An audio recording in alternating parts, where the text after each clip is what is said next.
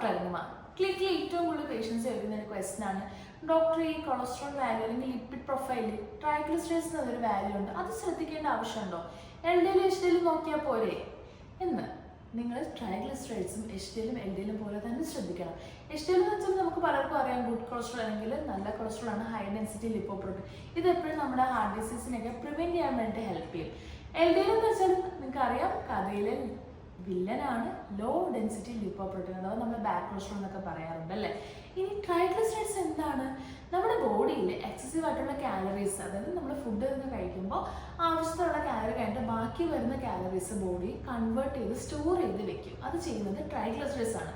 എന്തിനു വേണ്ടിയിട്ടാണ് triglycerides store ചെയ്യുന്നത്?